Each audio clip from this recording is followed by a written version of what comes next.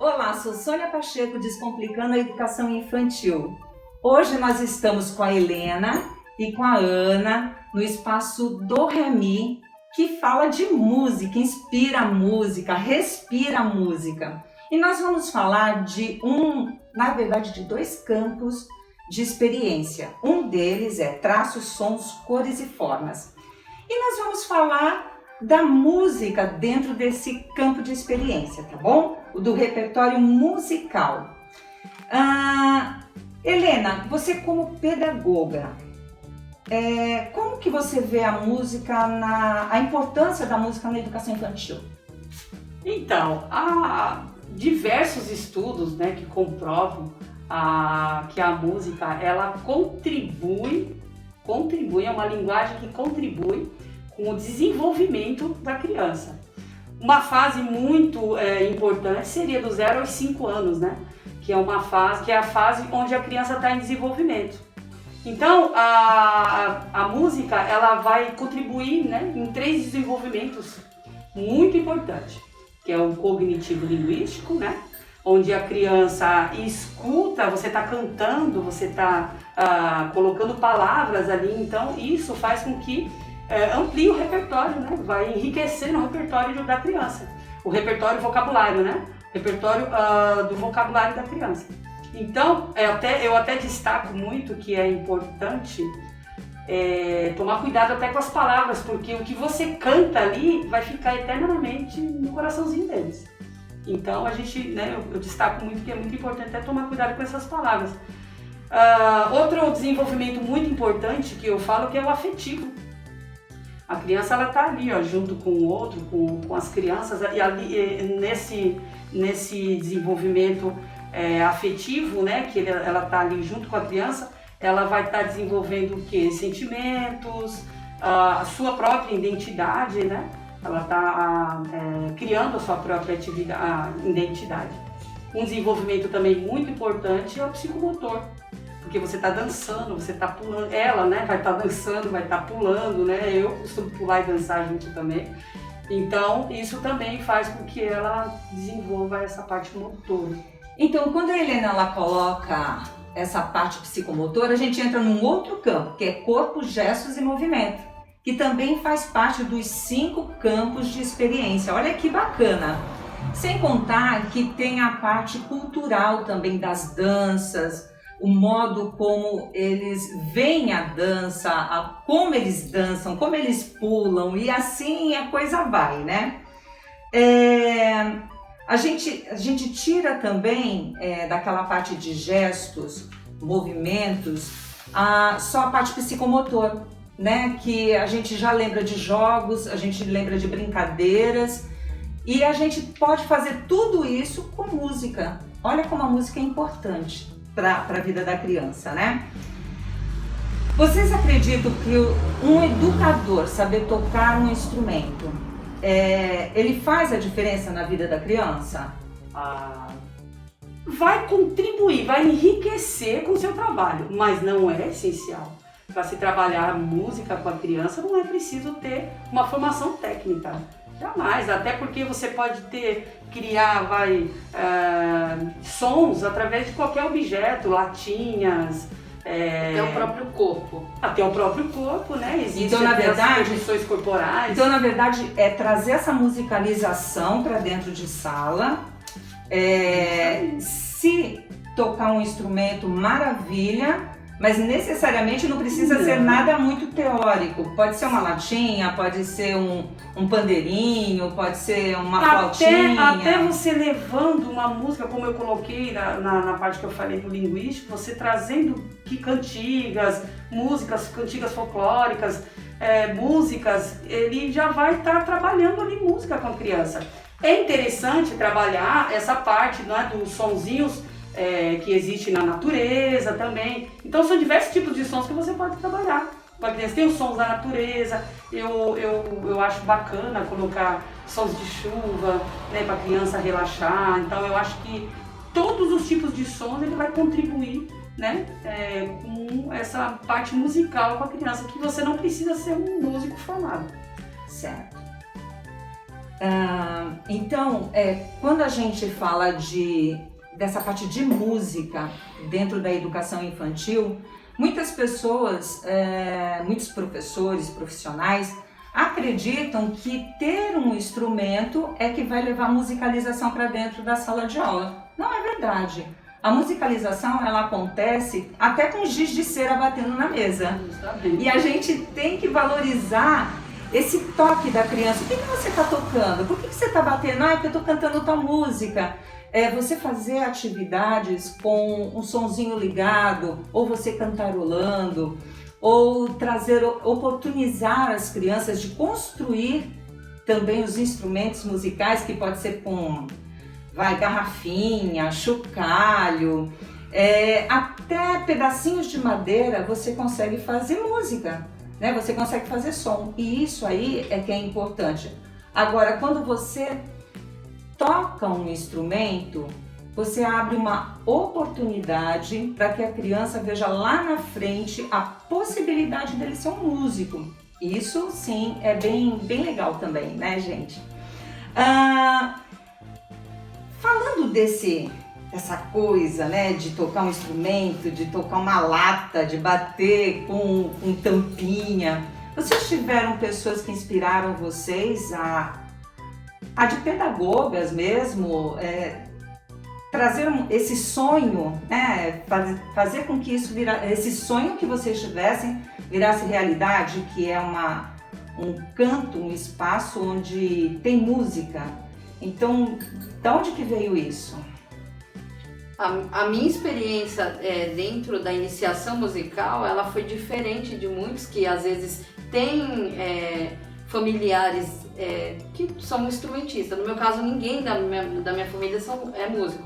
Mas meu pai, ele sempre foi ouvinte, então ele gostava de ouvir bastante LP, e isso ele colocava, e como eu convivia muito com ele, eu escutava muito. Então eu acho que eu tinha muita essa coisa de ouvir um tipo de instrumento, que seria o violão. E aí meu pai tinha muita essa coisa dos antigos, de ficar trocando as coisas. Então ele vinha com um celular, aí trocava no outro dia por um instrumento. Então passou alguns instrumentos na minha casa. E um dos instrumentos que me chamou a atenção quando eu era menor era o violão, só que ele não tocava. Então eu sempre tive essa questão de ver o violão e já brilhar o olho, já gostava. Por causa que acho que lembrava o tempo que eu ficava escutando os LPs com ele. Já era uma coisa afetiva. Já era uma coisa afetiva. Quando eu fui estudar violão específico, foi aos 11 anos de idade na escola da família. Passou um rapaz que ia dar aula voluntária. Eu falei, opa, essa é a oportunidade. E aí eu fui, não tinha violão, não tinha nada, e aí comecei a treinar, a fazer os estudos musicais. Daí por diante eu não parei mais, porque eu sempre gostei de violão, só que não pensava em trabalhar com isso. Eu pensava em outras coisas, né? Porque até o nosso meio, assim, os nossos amigos, eles incentivavam, tem que ser médico, tem que ser advogado, tem que ser professor. E eu não pensava em violão ou música como professor de música, eu não tinha esse conhecimento. E aí eu fui dando aula particular, mas eu sabia que não era uma coisa que seria para sempre. Eu pensava, eu acreditava.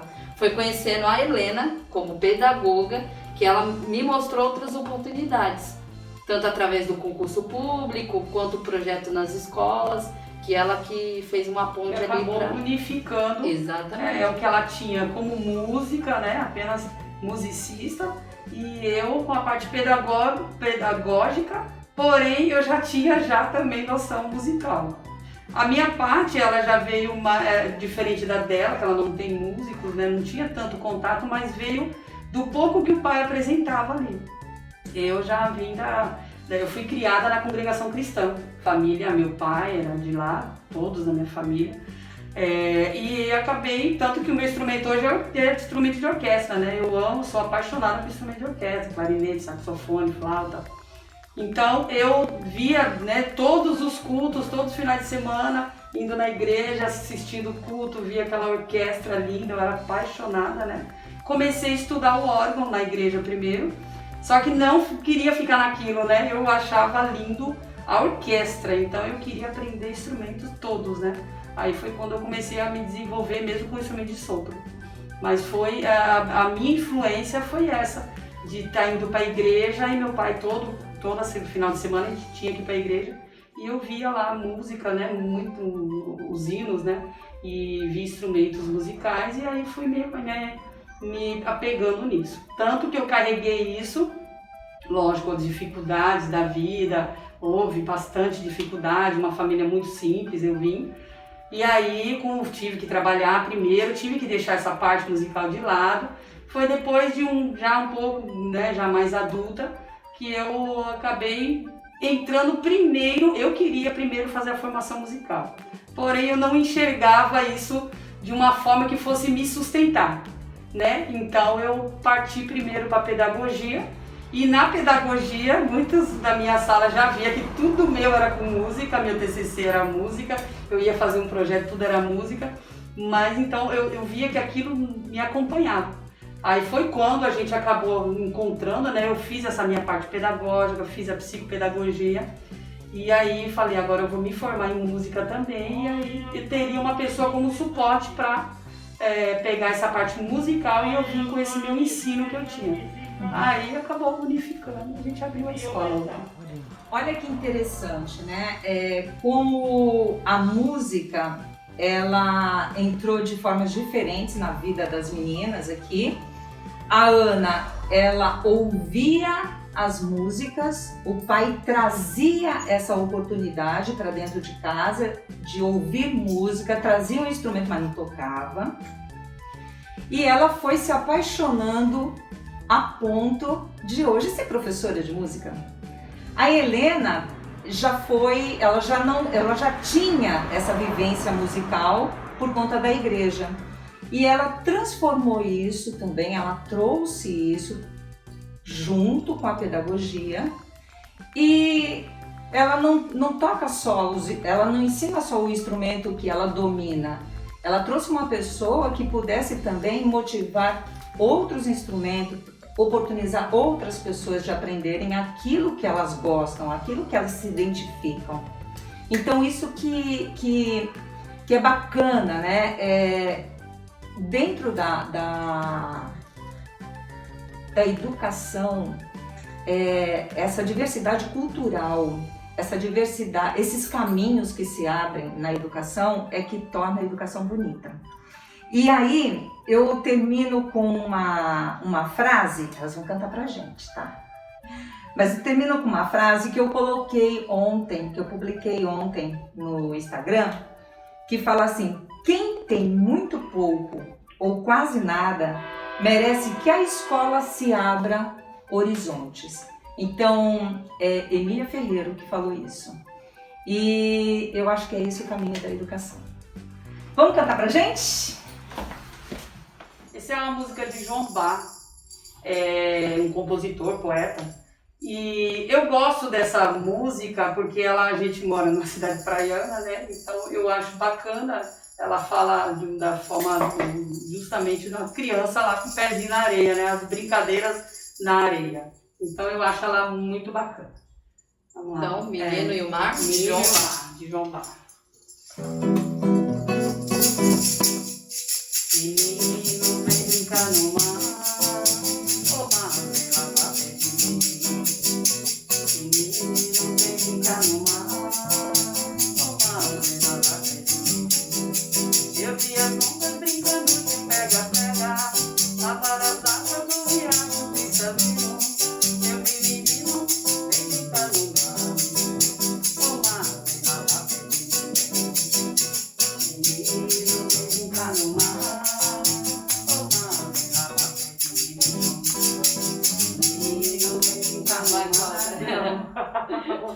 Essa daqui é a casinha pequenina, canção folclórica. Conhecido. A gente fala assim que na escola não costumam tocar muito, né, pra criança.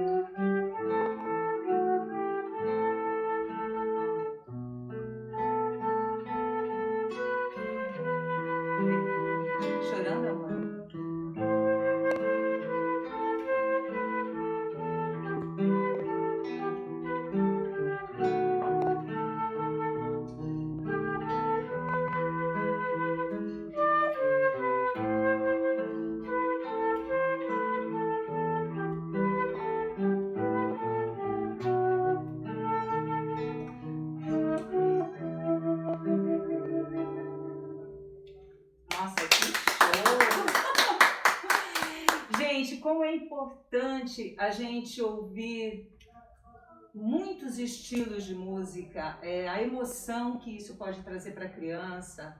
Embora ela esteja ali brincando de massinha, ela esteja brincando com leguinho, ela esteja pintando, o que ela está ouvindo, ela está dançando ou ela está pensando, ela está cantando junto.